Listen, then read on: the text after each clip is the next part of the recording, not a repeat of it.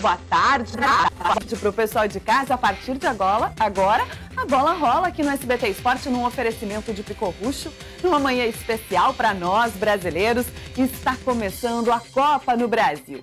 Os jogadores já se apresentaram na Granja Comari e hoje à tarde começa a preparação para o Hexa. Ricardo Vidarte, boa tarde. Você já fica achando que a Copa do Mundo começou aqui no Brasil a partir de agora?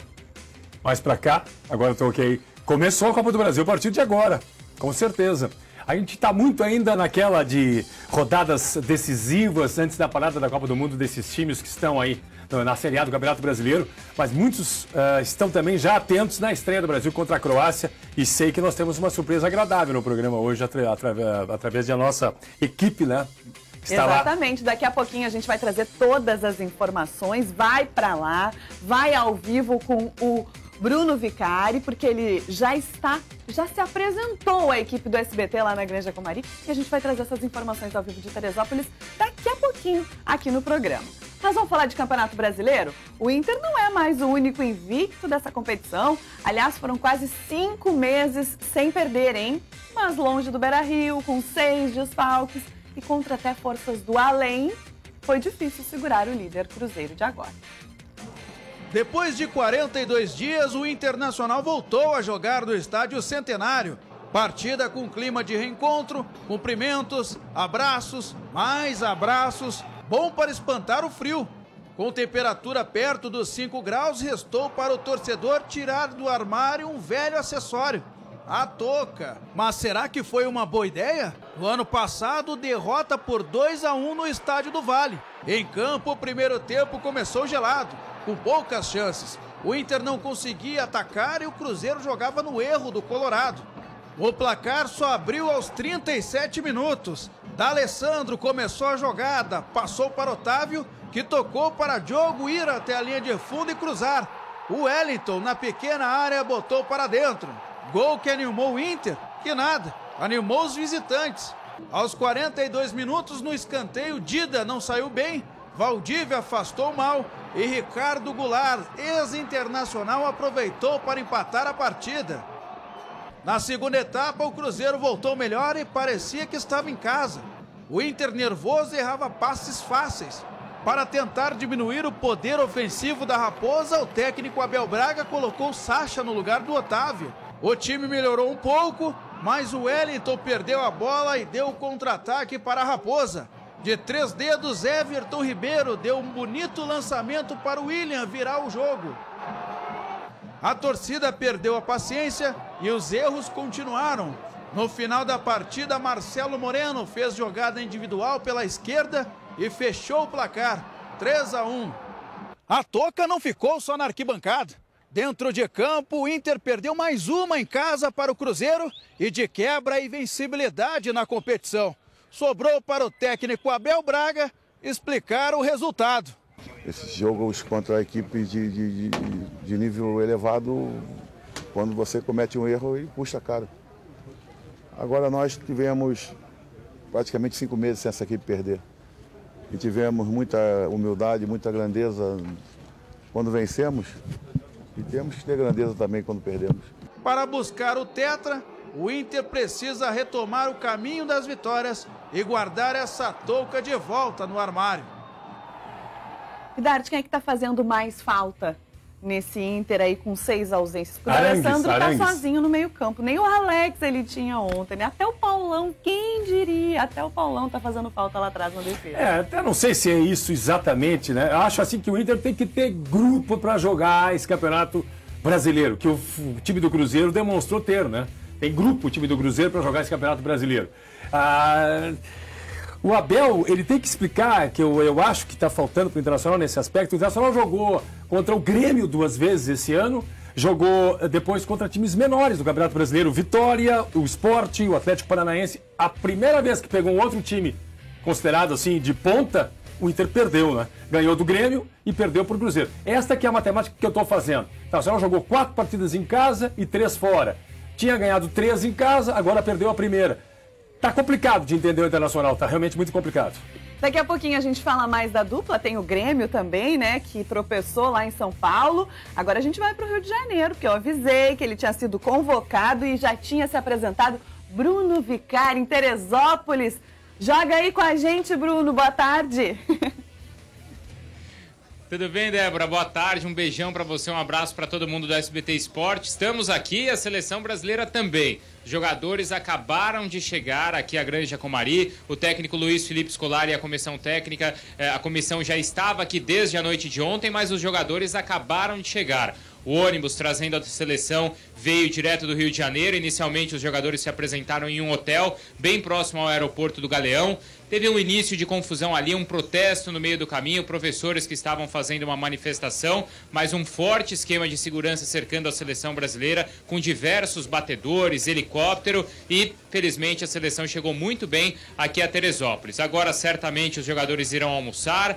Vai existir uma conversa muito importante, questão de premiação, que os jogadores começam a discutir com a cúpula da CBF, depois exames médicos hoje e amanhã, e na quarta-feira os primeiros trabalhos com bola. Débora.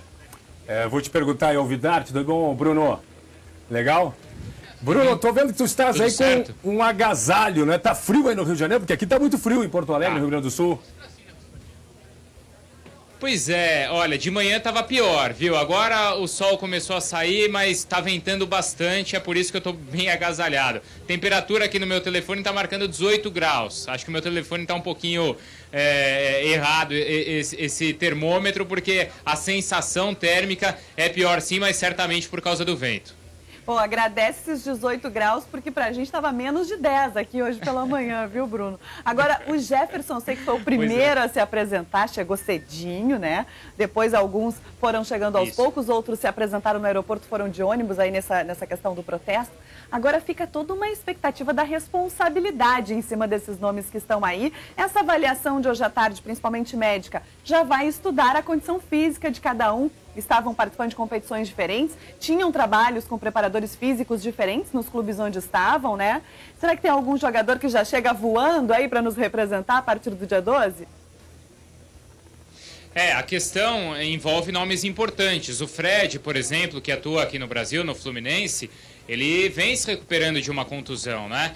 Os jogadores que estavam na Europa estão em final de temporada, então devem estar também desgastados. O Neymar se recuperou recentemente de uma contusão. Então essa avaliação médica é fundamental para a seleção chegar mesmo voando no dia 12, que é quando interessa. Ainda temos aí 2 semanas, um pouquinho mais, alguns amistosos ainda no meio, 2 amistosos, mas é um período, sim, importantíssimo para os jogadores se recuperarem e estarem realmente 100% no dia 12 de junho. Qual é a agenda dessa semana, além desses 2 dias de testes físicos e médicos? Então, hoje e amanhã são os exames médicos e a partir da quarta-feira os primeiros trabalhos com bola do técnico Luiz Felipe Scolari. O Filipão passou por aqui agora há pouco, conversou informalmente com a imprensa, deu um abraço em todo mundo, abriu os trabalhos aqui na Granja Comari. Então está uma relação muito legal entre imprensa e Filipão, mas a gente não sabe se isso vai permanecer nos próximos dias. É provável que o Filipão de repente feche alguns treinos, é normal esconder também um pouquinho do jogo para tentar despistar os adversários. Mas daí tu diz pra ele que tu vai entrar aqui com a gente no SBT Esporte do Rio Grande do Sul. Como ele é gaúcho, acho que ele vai ser legal contigo, viu, Bruno? Obrigada pela tua participação. Sem dúvida alguma.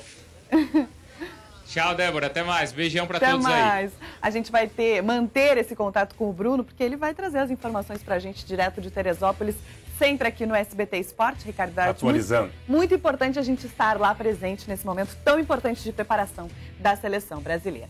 Vamos continuar com o Brasileirão, porque o Grêmio desperdiçou chances de gols e a chance, ao menos, de dormir na liderança de sábado para domingo. Mas caiu da 2ª para a 4ª colocação ao perder para o São Paulo no sábado. Ricardo Vidarte, a gente vai ver aí a falta, né? E o gol do Lucão, que deu a vitória aí para o São Paulo. Frustrante para o torcedor do Grêmio, né? Que queria esse resultado importante lá em São Paulo. Cobrança do Henrique Ganso e o Lucão. Aí tá todo mundo culpando o Marcelo Grui nesse gol aí, Débora. Eu acho que realmente foi uma bola defensável, mas não foi um frangaço. E há que se considerar também que o Marcelo Grui já salvou o Grêmio em tantas outras oportunidades. Culpar o Dida também no jogo do Inter com o Cruzeiro. E agora, no sábado, aí, essa imagem está do Morumbi do último sábado, a vitória do São Paulo sobre o Grêmio Porto Alegrense. Eu acho assim, ó, que perder fora de casa para o São Paulo tem que se considerar um resultado normal. Eu tinha falado aqui na sexta-feira, né? O surpreendente mesmo foi a derrota do Inter com o mando de campo. Então eu acho que dá para entender, né, uma derrota desta para um time que tinha tomado 5, o São Paulo do Fluminense, mas uma equipe que nos seus domínios geralmente, né, complica. Dá para entender os gols perdidos pelo Barcos também? Eu acho que também está complicado de entender o Barcos, Débora. Eu acho que o Barcos ele está com um problema emocional, né? Ele chega na frente, ele faz a jogada. Ele teve a chance no final desta partida, ele dominou, criou a jogada. Mas o mais difícil ele faz. O mais difícil ele faz. E na hora de concluir, na finalização, o Barcos está pecando. Agora, a informação é importante, né? O Grêmio está tentando mesmo fazer uma negociação envolvendo o Barcos. Só que o Barcos ganha muito no Grêmio e as equipes que estão tentando, dois clubes brasileiros estão tentando contratá-lo, ficam assustados, esses times, esses clubes, com o salário que ganha o Barcos no Grêmio, não é? Que é quase em torno dos 500 mil reais mensais, é o que ganha o Barcos. É muito dinheiro. E ele não quer ir para o exterior porque para o exterior ele fica longe de Buenos Aires, que também tem uma proposta lá do futebol chinês, mas pelo mesmo salário. Então, pelo mesmo salário, ele quer ficar no Grêmio, que está pertinho de Buenos Aires, a sua terra, né? Bom, vamos ver o que o Anderson Moreira falou, então, sobre o Barcos. Defendeu o jogador, né? E ainda pensa em reforços para essa sequência da temporada. Eu acho que todo jogador, todo o elenco, né, para que a gente possa buscar conquistas, a gente precisa sim de ter jogadores qualificados e quanto mais vierem, melhor para todos nós. Nós temos hoje no elenco o Kleber voltando, o próprio Lucas Coelho, que é um menino ainda, mas que sempre que tem oportunidade tem jogado bem. Mas aquilo que eu falo, o Barcos é um jogador extremamente importante, às vezes vai acontecer uma situação ou outra de não conseguir fazer o gol, mas é um jogador que sempre busca, tenta até o último instante. O Anderson, assim como todo o grupo, defende o Barcos, né? E o Cícero, hein, do Santos, será que vem ou não? Pois é, o Cícero, ele é um jogador que pediu 470 mil reais mensais para o Santos, para jogar, para renovar com o Santos. É muita grana. E o Grêmio ficou sabendo e meio que tirou o time de campo. Mas ele pediu para não jogar, então, esse final de semana ele tem contra proposta o Flamengo, de outros clubes além do Grêmio. Tem outros times na briga. Bom, a 7ª rodada teve ainda 2 jogos que ficaram no 0-0, Santos e Flamengo, Atlético Mineiro e Criciúma. E nas outras partidas, mais 13 gols, com destaque para a goleada do Corinthians, senhor Vidarte. Conta pra gente. E diante do Sport do Recife, a gente pode botar na tela aí, né, os gols, que é o próximo adversário do Grêmio, né? O Sport do Recife. Aí o Romarinho, de fora da grande área, surpreendeu o Magrão 1-0. 1-0. Agora o time do Sport empata com o Augusto. Mas o Corinthians estava bastante criativo, né? De falta, agora o Jadson fez o 2-1. Ainda o time do Corinthians teve um pênalti que o próprio Jadson, né, que tinha feito o segundo, faz o terceiro gol. E ainda o Romarinho fechou essa goleada lá na Ilha do Retiro. Ele joga quarta-feira aí nesse estádio. Às 9 horas da noite o jogo, o Sport e Grêmio. Esse jogo aí envolve o Bahia e o Fluminense. Vice-líder do campeonato, uma bomba de fora da área, o Kennedy faz 1-0.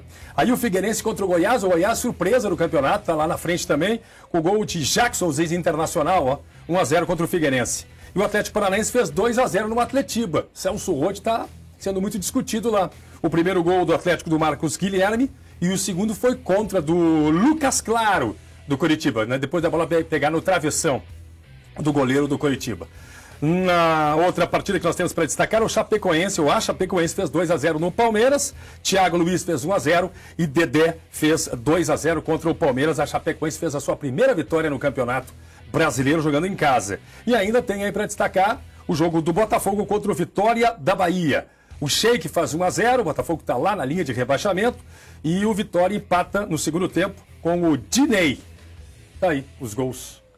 Que engraçado, né? Porque o Sheik vem jogando bem nos jogos e o Botafogo não adianta, não tem sorte. Não tem sorte. Bom, depois do intervalo você vai ver os gols do Real Madrid, campeão da Liga dos Campeões da Europa, e o presente tricolor que os vitoriosos Cristiano Ronaldo e Marcelo receberam de Jardel. É 1 minutinho e a gente já volta.